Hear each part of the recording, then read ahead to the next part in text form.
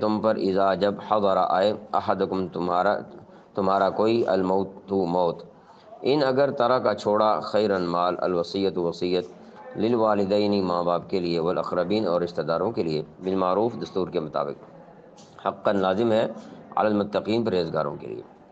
کتب علیکم اذا حضر احدکم الموت، تم پر لازم کیا گیا ہے کہ جب تم میں سے کسی کو موت آئے، ان طرح کا خیرہ اگر وہ مال چھوڑے، الوصیت للوالدین والاقربین بالمعروف، تو والدین اور قریبی رشتہ داروں کے لیے بھلائی کے ساتھ وصیت کرے، یعنی دستور کے مطابق جو قانون ہے، تو دستور یعنی پسندیدہ طریقہ پر عقل کی رعایت کے بھی کرے اور حاجت اور ضرورت کا لحاظ بھی کرے، اس نے معاشرت اور اس نے معاملت کو بھی دیکھے۔ اور وصیت کے لفظی معنی جو ہے وہ نصیحت کے ہیں۔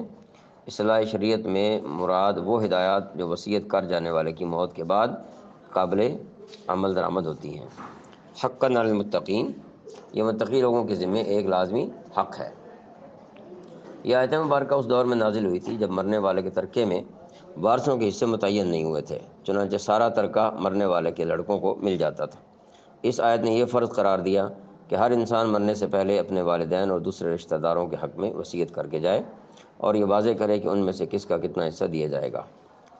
بعد میں سورہ نساء کی آیات نمبر 11 تا 41 میں تمام وارثوں کے حصوں کی تفصیل اور ان کے حصے خود اللہ تعالیٰ نے مقرر فرما دیے۔